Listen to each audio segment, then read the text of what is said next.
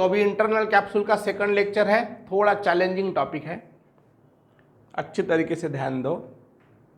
एक छोटा सा कंसेप्ट है, एक बार आपको मैं पढ़ाते समय, जब भी मैं पढ़ाते रहूंगा, आप सुनते रहना।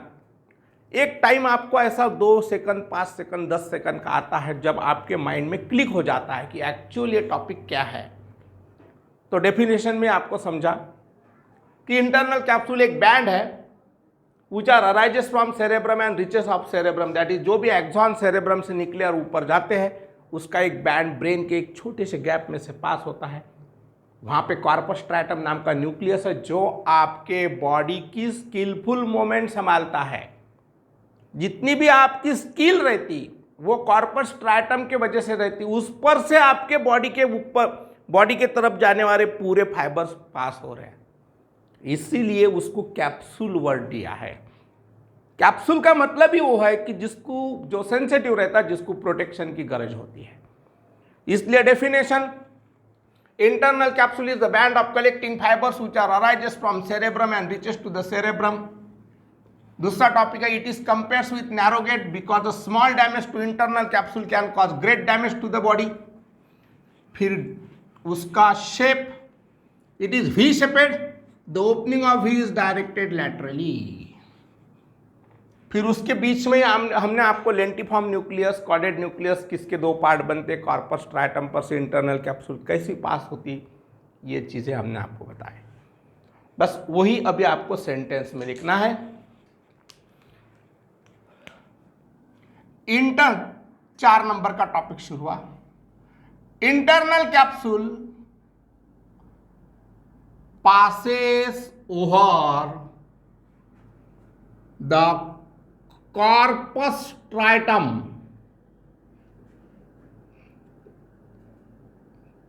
एंड डिवाइड्स इट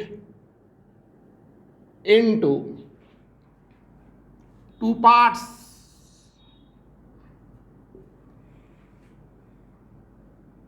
एक लेंटिफॉर्म न्यूक्लियस जिसके फिर 2 पार्ट आते हैं, लेंटिफॉर्म न्यूक्लियस, एंड दूसरा है कॉर्डेड न्यूक्लियस। लेंटिफॉर्म न्यूक्लियस के फिर 2 पार्ट आते हैं, पुटामेन एंड ग्लोबेसस पैलियोडस। ग्लोबेसस पैलियोडस। ये जो कॉर्डेड न्यूक्लियस होता है, इसके 3 पार्ट होते हैं। ये जो पार्ट है इसको बोलते हैं हेड, दूसरा जो पार्ट होता है उसको बोलते हैं बॉडी, और तीसरा जो पार्ट होता है उसको बोलते हैं tail. Head, body and tail. ये सेरेब्रम में आपको कॉर्डेड न्यूक्लियस सी शेपेड दिख रहा, ये ऐसा, और इसमें आपको कॉमा शेपेड दिख रहा, ये वाला। मतलब एक कॉमा के जैसा रहेगा, एक सी के जैसा रहेगा, क्योंकि दोनों भी सेरेब्रम में है। ओके, कोई डाउट नहीं। अभी अपन एक बार पूरी डायग्राम रिफ्रेश कर लेंगे। अभी सेरेब्रम में कहाँ पे बैठा है, ये सब बातें आपको समझी, कैसी पास हो रही वो भी समझा, उसको नैरोगेट क्यों बोला वो भी समझा, कौन से न्यूक्लियस को 2 पार्ट में डिवाइड कर रही वो भी समझा, उसका शेप कैसा है, वी शेपेड है, the opening of V is directed laterally, वो भी समझा। अब अपन सिर्फ न्यूक्लियस को बताएंगे। तो ये समझो आपका कॉर्पस स्ट्रैटम नाम का न्यूक्लियस मैंने निकाला। कॉर्पस स्ट्रैटम बेसल न्यूक्लियाई में सबसे बड़ा न्यूक्लियस है, स्किलफुल मूवमेंट आपकी संभालता है। इस पर से आपका ये चारों भी तरफ से फाइबर्स आ गए और उसका एक नायलॉन का बैंड बन गया। जैसा आपके पूरे स्काल पर से बाल निकलते और उसकी आप एक चोटी बनाते, सेम लाइक दैट। ये जो इंटरनल, इसमें आपकी चोटी में सिर्फ ऊपर से नीचे जाने वाले, स्काल्प से निकले वाले बाल हैं। इंटरनल कैप्सूल में दोनों भी फाइबर है, ऊपर से नीचे और नीचे से ऊपर जाने वाले। इसलिए ये जो पूरे पेरिफेरल पार्ट से जो एक्सॉन्स निकलते हैं उसको कोरोना रेडिएटा बोलते हैं। वो कोरोना रेडिएटा फिर एक जगह पे बैंड बन जाता है, और जब बैंड बनता है उसी का ही नाम इंटरनल कैप्सूल होता है। ये इंटरनल कैप्सूल जब आती है ये वी के आकार में पास होती है, और पास होके कार्पस स्ट्रैटम को दो पार्ट में डिवाइड करती है। ओके, तो ये आपका लेंटिफॉर्म न्यूक्लियस हो गया। लेंटिफॉर्म न्यूक्लियस, पुटामेन एंड ग्लोबेसस पैलियोडस ध्यान रहता है तो रखो, नहीं तो फिर लेंटिफॉर्म न्यूक्लियस ध्यान में रखना ही है। और ये आपका सी शेपेड न्यूक्लियस, इसका नाम है कॉर्डेड न्यूक्लियस। और ये जो कॉर्डेड न्यूक्लियस होता है उसको हेड, बॉडी एंड टेल ऐसे तीन पार्ट होते हैं। ओके, अभी हम आपको पढ़ाएंगे, चौथा टॉपिक हुआ। अब पांचवा टॉपिक पढ़ाना है parts of internal capsule. Parts of internal capsule, ये जो इंटरनल कैप्सूल आपकी पास हो रही,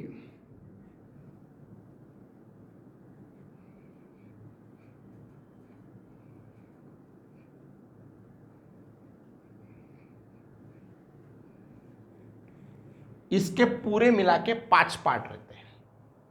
एक ये जो इतना पार्ट रहता, जो कॉर्डेड न्यूक्लियस के हेड और लेंटिफॉर्म न्यूक्लियस के बीच में इतना पार्ट, इसको एंटेरियर लिम्ब बोलते हैं। दूसरा पार्ट होता है बॉडी एंड लेंटिफॉर्म न्यूक्लियस के बीच में का, इसको बोलते हैं जेनू, एंटेरियर लिम्ब, बाद में जेनू। 3 नंबर का टेल ऑफ कॉर्डेड न्यूक्लियस जो होता है और लेंटिफॉर्म न्यूक्लियस, इसके बीच में होता है पोस्टेरियर लिम्ब। मतलब anterior limb, genu, posterior limb, और कुछ फाइबर्स जब पास हो रहे हैं तो कुछ फाइबर लेंटिफॉर्म न्यूक्लियस के पीछे से पास होते और नीचे आ जाते। ये पीछे से बता रहा मैं,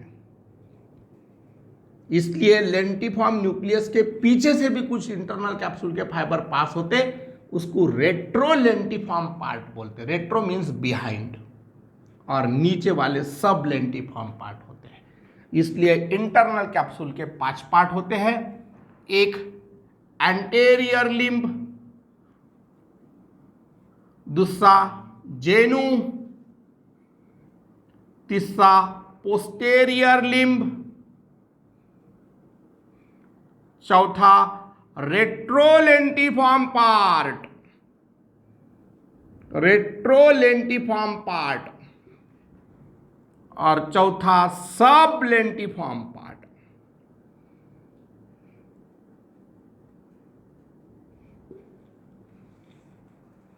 anterior limb, genu, posterior limb, retrolentiform part and sublentiform part. यहां पे आपका पार्ट्स ऑफ इंटरनल कैप्सूल खलास हुआ। अब 6 नंबर का टॉपिक होता है relation of internal capsule. Relation में आपको यही 5 पार्ट के रिलेशन लिखना है। तो ये रिलेशन हम इसके नीचे ही जगह छोड़ी, इसके नीचे ही लिखने वाले हैं, और जो डायग्राम में दिखता है वही आपको लिखना है। Anterior limb is present between head of caudate nucleus and lentiform nucleus. Simple बात है, it is present between head of caudate nucleus, head of caudate nucleus and lentiform nucleus. कोई डाउट? जल्दी बोलो। नहीं। Genu, it is present between body of caudate nucleus and lentiform nucleus. It is present between body of chordate nucleus and lentiform nucleus. Posterior limb, it is present between tail of chordate nucleus and lentiform nucleus. It is present between tail of chordate nucleus and lentiform nucleus. Retrolentiform part lies behind the lentiform nucleus, lies behind the lentiform nucleus, and sublentiform part lies below the lentiform nucleus, lies below the lentiform nucleus। मतलब parts और relation एक ही इसमें हमने करके दिए। समझा? कोई doubt है? नहीं। अभी इसके बाद का टॉपिक आपको पक्का याद करना है, और वो याद है, एग्जाम में क्वेश्चन आया तो वो फाइबर्स आपको लिखते आएंगे तो ही इंटरनल कैप्सूल लिखना, नहीं तो नहीं लिखना। ये चैलेंजिंग टॉपिक है, हम पहले से बोल रहे हैं आपको। अब आपका 7 नंबर का जो टॉपिक होता है, 7 नंबर का टॉपिक है fibres of internal capsule. Internal capsule के कौन से पार्ट्स में से कौन से फाइबर नीचे दबटे हैं, ये मेरा पढ़ाने का आपको टॉपिक है। तो सबसे पहला पार्ट होता है एंटेरियर लिम्ब। एंटेरियर लिम्ब में से आपको फ्रंटोपोंटाइन फाइबर पास होते हैं। फ्रंटोपोंटाइन फाइबर मतलब आपका ये सेरेब्रम, ये डायंसिफिलॉन, मिड ब्रेन, पोन्स, मिडुला, और ये सेरेबेलम और ये स्पाइनल कॉर्ड। तो ये frontal lobe, parietal lobe, occipital lobe, temporal lobe, ये पोन्स, ये फ्रंटल लोब। तो ये फ्रंटल लोब से पोन्स के तरफ जाने वाले जो फाइबर्स आएंगे आपको, वो फाइबर्स फ्रंटोपोंटाइन फाइबर, वो आपके एंटेरियर लिम्ब में से पास होते हैं। इसलिए एंटेरियर लिम्ब में फाइबर्स जो डिसेंड होते हैं उसको बोलते हैं फ्रंटोपोंटाइन फाइबर। दूसरा टॉपिक होता है जेनू।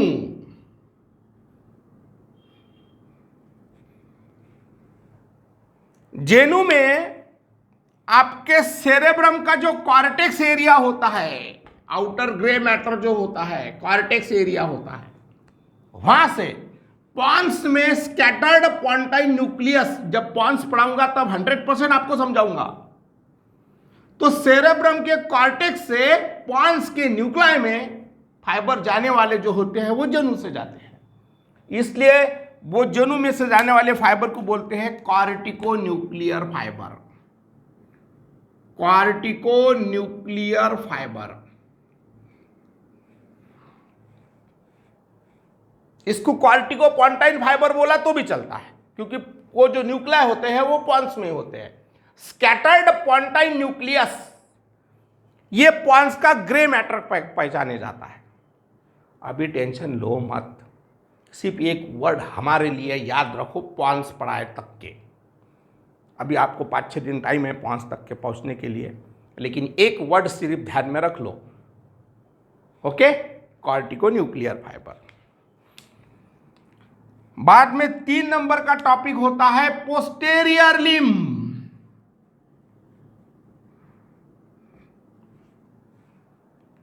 पोस्टेरियर लिम्ब में आपका मिड ब्रेन नाम का जो टॉपिक होता है, उसमें एक बड़ा न्यूक्लियस होता है, रेड न्यूक्लियस, जिसको लैटिन वर्ड में रूब्रल बोलते हैं, रूब्रल। इसलिए कुछ फाइबर्स आपके ब्रेन से निकले हैं और कॉर्टेक्स से निकल के आपके रेड न्यूक्लियस में आए, कॉर्टिको रूब्रल। कुछ कॉर्टेक्स से निकले पॉन्स में आए, कॉर्टिकोपोंटाइन। कुछ फाइबर कॉर्टेक्स से निकले मिडुला में आए, कॉर्टिको मिडुलरी। कुछ फाइबर कॉर्टेक्स से स्पाइनल कॉर्ड में गए, कॉर्टिको स्पाइनल। और आपको पता चला कि ये आपको हमने प्रोजेक्शन फाइबर में पढ़ाया था। पहले दिन लेक्चर पढ़ाया था, white matter of the brain. The fibre which join the various organ of one side of the brain are called as projection fibre. उसी में यही एग्जाम्पल लिख के दिए थे, corticopontine, cortico medullary, cortico spinal, cortico rubral, cortico pontocerebellar fibre. समझा? That is posterior limb. Posterior limb में cortico rubral, rubral मतलब red nucleus, red nucleus mid brain में होता है। Cortico pontine, cortico मिड्यूलरी and cortico spinal.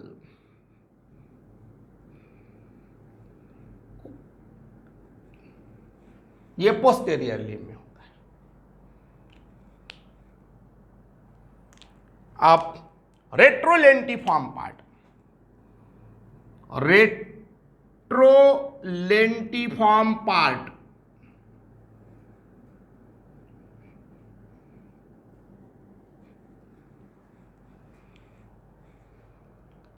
Okay. इसमें आपका जो parietal lobe होता है वहां से पॉन्स तक के जाने वाले, और ऑसिपिटल लोब से पॉन्स तक के जाने वाले, पैराइटोपोन्टाइन एंड ऑसिपिटोपोन्टाइन, ये दो किस्म के फाइबर्स उसमें से पास होते हैं। That is parietopontine, parietopontine and ऑसिपिटोपोन्टाइन।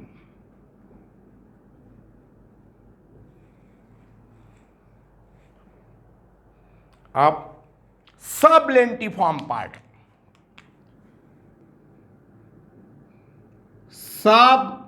सबलेंटिफॉर्म part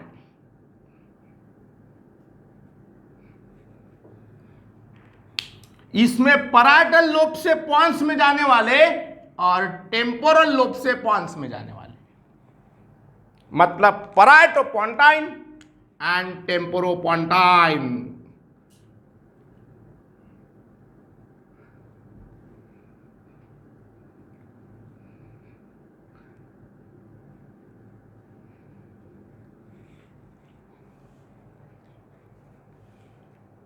hang हो गए क्या? थोड़ा होने वाला है। ये कुछ बहुत लिमिटेड स्टूडेंट ये करते हैं, लेकिन चैलेंजिंग टॉपिक होता है ये। चैलेंजिंग पर्सन जो रहता है, जो चैलेंज लेने के लिए कभी भी आगे रहता है, वही पर्सन इसको कर सकता है। वही पर्सन पढ़ा भी सकता है और वही पर्सन पढ़ भी सकता है। समझ में आया क्या? इसलिए मैंने पहले लेक्चर में आपको बोला था कि आप जिंदगी में कोई भी चीज़ ब्रेन से पढ़ते हो, और अभी आप ब्रेन ही पढ़ रहे हो, तो ब्रेन को आसान से पढ़ने नहीं देगा। और एक बात हम आपको बताते हैं, देखो आपके ब्रेन को हैमरिंग की गरज रहती है। जो भी चीज़ आप हैमरिंग करते हो, तीनों का, जब आप कोई भी चीज पढ़ते हो, कोई भी सब्जेक्ट पढ़ते हो, तो तीन चीज का बराबर एक में के साथ म्यूचुअल अट्रैक्शन रहता है। तुम सुन रहे, एट द सेम टाइम देख भी रहे, और उसी के साथ आप बोल भी रहे, तो ही वो चीज आपके ब्रेन में रुकती है। अदरवाइज ब्रेन का एक सबसे इंपॉर्टेंट प्रॉपर्टी है इव्हॅपोरेशन। जसा गरम तावा असतो, त्याच्यावर पाणी टाकलं की सरकून उडून चाललं जाते, ते झनकन आवाज करतो। अजून पाणी टाकलं की मग थोडा कमी आवाज होतो, मग अजून पाणी टाकलं की मग थोडा कमी आवाज होतो, मग आखरी पाणी टाकलं की पाणी थांबते, कारण त्याला हॅमरिंग पाहिजे। असं तुमच्या ब्रेनची प्रॉपर्टी आहे। म्हणून मी पाठांतराकडे जास्त लक्ष देतो। शिकवताना मी शिकवल्यानंतर तर तुम्हाला समजतेच, तुम्ही काय माझ्या ॲनाटॉमीमध्ये 10चाही मुलगा बसवला तरी समजते, पण समजणे, त्याच्यानंतर तुम्हाला ते सांगता येणे, एक्झामपर्यंत ते ठेवणे आणि एक्झाममध्ये ते लिहिणे, हे एक मोठी सर्कस आहे। मग मी जेव्हा पाठ करून घेतो तेव्हा तुमचं पण काम असलं पाहिजे की तुम्ही पण एकदम जोऱ्यानं मन लावून पाठ केलं पाहिजे, कारण काही गोष्टी तुम्हाला पाठ केल्यावरच येऊ शकतात। आर्टरीनच्या ब्रँचेस मी काय समजून सांगणार, ते तुम्हाला पाठच करावं लागणार आहे। मी एक नाही 4 प्रकारे समजून सांगू शकणार तुम्हाला, पण आखरी रोल तुमचाच येतो। आता किती आर्टरीज आहेत, अजून ॲक्झिलरी आर्टरी बाकी आहे, अप्पर लिम्ब मधली ब्रॅकियल आर्टरी बाकी आहे, रेडियल आर्टरी बाकी आहे, अल्नर आर्टरी बाकी आहे, ॲब्डॉमिनल आयोटाचा सिलियाक ट्रंक बाकी आहे, सुपेरियर मेझेंट्रिक इन्फेरियर मेझेंट्रिक आर्टरींच्या ब्रँचेस बाकी आहे, लॅटरल सरफेस ऑफ ॲब्डॉमिनल आयोटा बाकी आहे, फिमोरल आर्टरी बाकी आहे, popliteal artery, tibial artery, anterior tibial, posterior tibial, popliteal, खूप साऱ्या ब्रँचेस आहेत. हो ना, म्हणून मी आर्टरींच्या ब्रँचेसचे व्हिडिओ अपलोड करणार आहोत. तुम्ही दुसऱ्यांचे कोणाचे व्हिडिओ पाहूच नका. बस तुम्हाला जेव्हाही पुस्तक घेऊन बसणं जिवार येईल तेव्हा माझे व्हिडिओ लावून द्यायचे. बरोबर मी सिक्वेन्सच देईल. ABS arterial blood supply 1, arterial blood supply 2, arterial blood supply 3, arterial blood supply 4, असे सगळे व्हिडिओ तुम्हाला मी अपलोड करून देतो. आता आर्टरींच्या ब्रँचेस एक वेगळी गोष्ट आहे. दुसरी गोष्ट, मसलचे नावं पण तुम्हाला लक्षात ठेवायचे आहे ओरिजिन इन्सर्शन सोबत. मी तुम्हाला डिप्रेस नाही करत आहे, मी तुम्हाला रिअलाइज करून देत आहे. म्हणजे मी तुम्हाला पहिली गोष्ट सांगत आहो की तुम्हाला काय करायचं आहे. अँटेरियर कंपार्टमेंट ऑफ थायचा मसल आहे, मिडियल कंपार्टमेंट ऑफ थायचा मसल आहे, पोस्टेरियर कंपार्टमेंट आहे, anterior compartment of leg, lateral compartment of leg, posterior compartment of लेगमध्ये सुपरफिशियल अँड डीप मसल, सोलमध्ये 4 लेयर्स आहेत, त्याच्या मसलचे नावं, त्यांचे ओरिजिन, त्यांचे इन्सर्शन. नंतर जॉईंट्सचे लिगामेंट, नी जॉईंटमध्ये 11 लिगामेंट आहेत, 13 बर्सा आहेत, हिप जॉईंटमध्ये 7 लिगामेंट आहेत. कळत आहे का? ॲनाटॉमी आहे. ओके, टेन्शन नका घेऊ. ज्या दिवशीचं त्याच दिवशी पॅट करा तरच जमेल बेटा तुम्हाला. आणि तुमची आता जी स्टेज आलेली आहे, what to do and what not to do, हा विषय घेतला की तो विषय करा वाटतो, तो विषय घेतला की तो विषय करा वाटतो.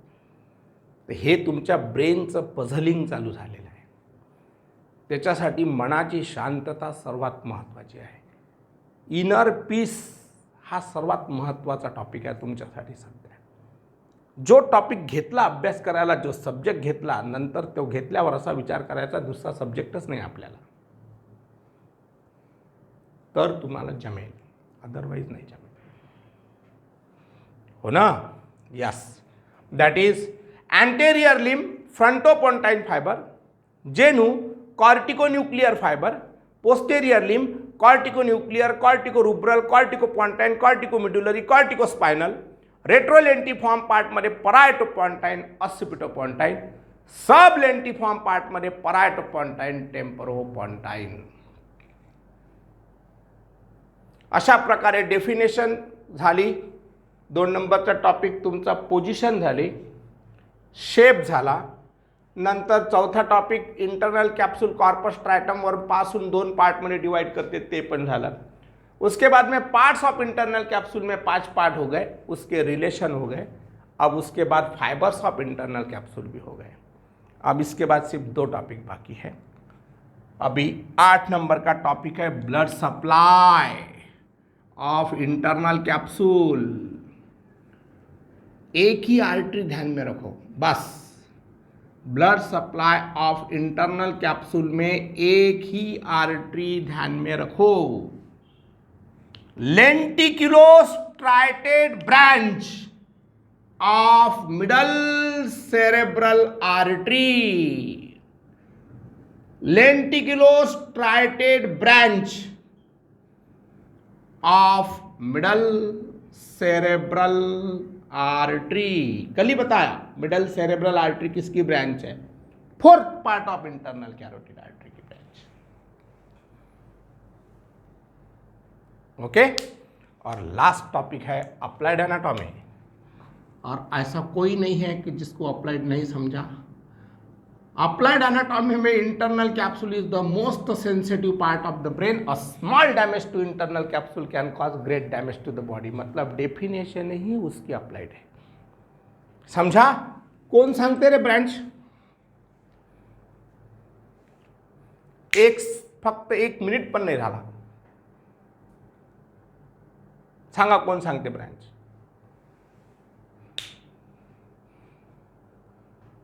पूर्ण बॅच मध्ये कोणीच नाही. लेंटिफॉर्म न्यूक्लियस आणि कॉर्पस स्ट्रायटम. या दोघांचा दोन शब्द घेतला. Lenticulostriate branch of middle cerebral artery. म्हणा, म्हणताही नाही येत का रे? शाबास. बोलो. Lenticulostriate branch of middle cerebral artery. Lenticulostriate branch of middle cerebral artery. Lenticulostriate branch of middle cerebral artery. Okay. तो अभी इसके बारे में टेंशन नहीं लो. ये जो फायबर्स है ये हम आपसे याद करा के लेंगे. ओके. हे फायबर्स मी पूर्ण पाठ करून घेईल तुम्हाला आणि नंतर मग तुम्ही यूट्यूबवर माझा व्हिडिओ अपलोड झाला की मग तो तुम्ही नेहमी नेहमी पाहाल की मग तुमच्या पण तोंडात ते शब्द येत राहतील. पहिले आपण पाठांतर मग करून घेऊ. कोई डाउट? यहाँ पे आपका इंटरनल कैप्सूल टॉपिक कंप्लीट हो गया. ओके, समझा? ओके.